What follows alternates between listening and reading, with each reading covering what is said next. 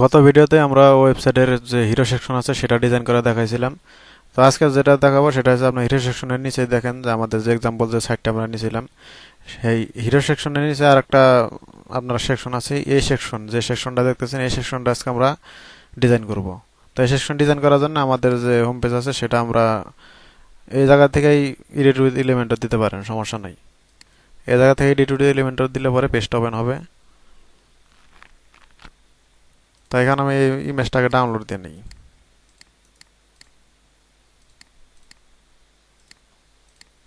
আমাদের এখানে চলে আসছে। তো এখন দেখেন আপনার এইখানে কিন্তু একটু স্পেস আছে। এই যে আপনার এই উপরে যে সেকশন সেটা সেকশনের নিচে কিন্তু একটু স্পেস সাদা সাদা কিন্তু স্পেস আছে অনেকটা। তো এখানে আমার আগে স্পেস দিতে হবে। স্পেস এটা দিয়ে দিলাম। এটা স্পেসটা আমি 100 করে দিই। এটা 50 আছে, আমি এটা 100 করব। স্পেস আসছে। এখন আমরা এখানে দুইটা সেকশন নেব। এখানে দুইটা সেকশন নিতে হবে, একটা টেক্সটের জন্য আর একটা ইমেজের জন্য। তো এখান থেকে আমি ইনার সেকশন নেব। ইনার সেকশন নেওয়ার পর এখন এখানে দেখেন, এখানে কিন্তু আপনি এই যে ডিজাইনটা দেখতেছেন এই ডিজাইনটা আপনি আইকন বক্স দিয়ে করতে পারবেন, অথবা আপনি এখানে শুধু আইকন নিলেন, এখানে হেডিং নিলেন, এখানে আর একটা আপনি টেক্সট এলিমেন্ট নিলেন, এইভাবে করতে পারেন। তিন ভাগে কিন্তু আপনি একটা দিয়ে করতে পারেন। যদি আপনি আইকন বক্স নেন সেটা নিয়ে করতে পারবেন। তা কিভাবে করবেন সেটা দিয়ে এখন দেখাবো। এলিমেন্টর এখানে যাবেন, যাওয়ার পর এখন এখানে লিখবেন যে হলো আইকন বক্স। আইকন লিখলে আইকন বক্স চলে আসবে। আইকন ব্যাক চলে আসছে। এখন আপনার এখানে দেখতে হবে এটা কোন আইকন, এই আইকনের নামটা, অথবা আপনি যদি চিনে থাকেন তাহলে দিয়ে দিবেন। আমি ইন্সপেক্ট করার পর দেখি নামটা আসে নাকি।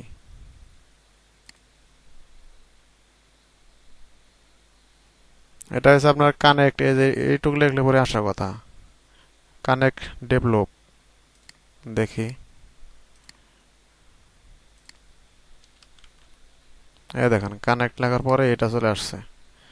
তো এটা দিলেন, এটা দেওয়ার পর দেখেন যে এটা কিন্তু একটা আপনার স্কোয়ারের ভিতর আছে, স্কোয়ার একটা পার্টের ভিতর আছে। তো এটার জন্য আপনার এখান থেকে ভিউ পয়েন্টে যাবেন। ভিউ পয়েন্ট থেকে আপনি আগে এটা দিবেন, স্টেক এটা দিবেন, মানে আপনার ব্যাকগ্রাউন্ডটা যেরকম আছে ব্যাকগ্রাউন্ড কালারটা দেখাবে। আর যদি আপনি এটা দেন তাহলে দেখবেন যে খালি বর্ডার দেখাবে। এটা দেওয়ার পর তারপর শেপটা আপনি এখান থেকে স্কোয়ার করে দিবেন। এরকম চলে আসছে। এখন এখান থেকে আপনার টেক্সটটা নিতে হবে। আমরা স্টাইল সেকশনে পরে যাব, আগে এগুলা এই পাশে যে বেসিক যেগুলো আছে সেগুলাকে ফিল আপ করি। এখানে দেখেন আপনার হেডিংটা আছে, যে দিস ইজ ইউর হেডিং, এখানে আপনি হেডিংটা দিলেন। এখন এর নিচে যে টেক্সট সেই টেক্সটটা আপনি তার নিচে দিলেন। এখানে আপনি লিঙ্কও করতে পারেন, আপনার এখানে আইকনের মধ্যে আপনি লিঙ্কও করতে পারেন এখান থেকে। তো ওটা দেওয়া শেষ। এখন আপনি এখান থেকে আবার দেখেন এটা কিন্তু এই বাম পাশে কিন্তু আছে, আইকনটা কিন্তু বাম পাশে আছে। তো আইকনটা বাম পাশে নেওয়ার জন্য আইকন পজিশন এটা আপনি যে লেফটে দেবেন, লেফটে দিলে চলে যাবে এই পাশে। তখন আমি স্টাইলে যাবো। স্টাইলে যাওয়ার পর এখন এইগুলার কালারটা দেবো। কালার নেওয়ার জন্য আপনি এই যে কালার জেলার যে কলমটা আছে এটা নিয়ে আপনি এটার উপরে খালি একটু হভার করলে দেখবেন যে আপনার কালার কোডটা কপি হবে। হভার করার পর একটা ক্লিক দিবেন, তাই কপি হবে। এখন এখানে প্রাইমারি কালার আমি এটা দেবো। এটা দেওয়ার পর সাদাই আছে। এখন আমি হোভার করলে দেখি, হোভার করলে কিন্তু কালার চেঞ্জ হতেছে। হোভারের কালারও চেঞ্জ করতে পারবেন, এই হোভারে যাওয়ার পর কালার চেঞ্জ করতে পারবেন এই জায়গা থেকে। এই আইকনটা একটু ছোট করব, বক্সের সাইজটা একটু ছোট করব। এটা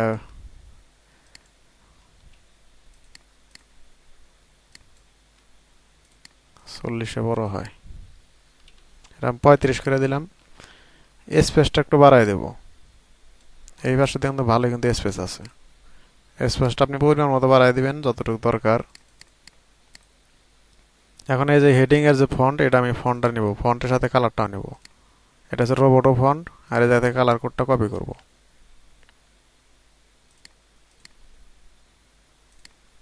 তার নিচে কন্টেন্টের মধ্যে হেডিং আছে।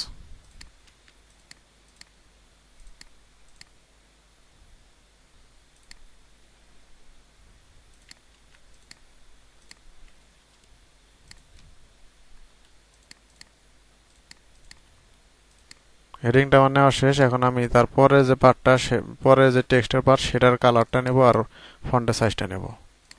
এটা হচ্ছে এইটা।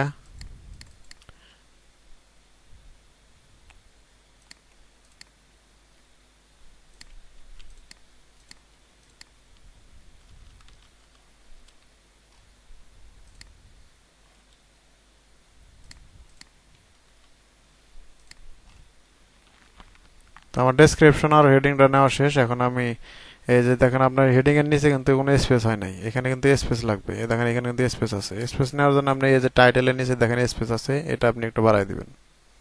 এটা পরিমাণ মতো বাড়াই নেবেন যতটুকু আপনার দরকার। আমি এখানে 40 করে দিই, একটু বেশি আছে, 45 করি।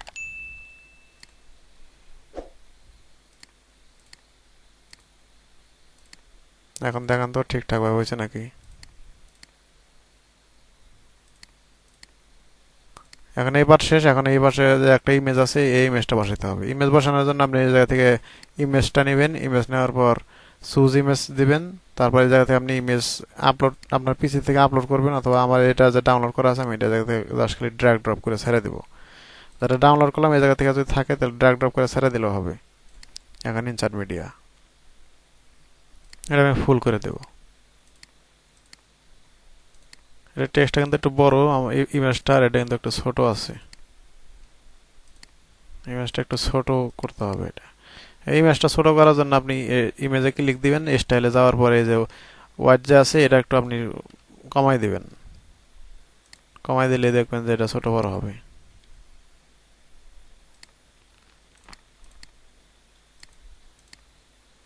এখন দেখেন এই যে আপনার এই ইমেজের এই পাশে কিন্তু একটু স্পেস আছে, এই পাশে কিন্তু স্পেস অত এখানেও আছে কিন্তু অতটা নাই।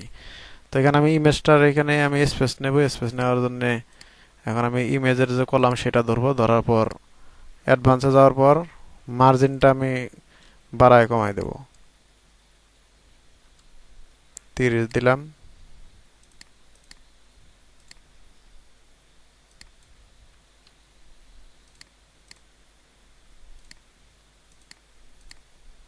এখন হয়েছে। এটা একটু মিডিলে করে দেখি কেমন লাগে।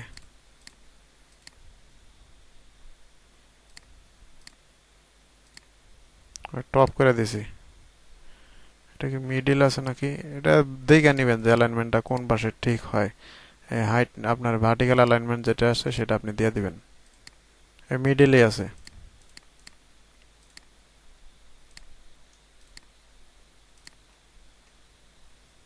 এটার নিচে কিন্তু একটা স্পেস আছে দেখেন। এটার নিচে আমি আর একটা স্পেসার এটা টাইনে নেব। টাইনে এখানে 100 করে দেব। এখন এটা একটু রিভিউ করি।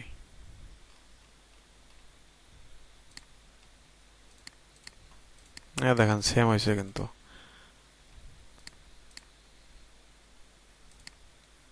এটা একটু আইকনটা একটু ছোট করে দিতে হবে, ভিতরে যে আইকনটা এটা একটু বড়। আইকন সাইজ 35 আছে, এটা একটু কমায় দেন।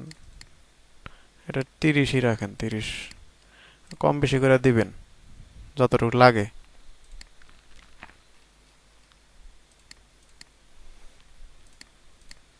তো এইভাবে আপনি ডিজাইন করতে পারবেন। এক একটা কলাম নেবেন আর এইভাবে ডিজাইন করতে থাকেন। যেখানে কোনো সমস্যা হবে আমরা বললেন, আমি এটা সমস্যার সমাধান করে দেওয়ার চেষ্টা করব। তো আমরা নেক্সট ভিডিওতে আমরা দেখব যে এটার পরের যে পার্টটা আছে আওয়ার টেকনিক্যাল টিম, এই পার্টটা আমরা কিভাবে করব সেই পার্টটা আমরা নেক্সট ভিডিওতে দেখব। তো আজকে এই পর্যন্তই, ধন্যবাদ।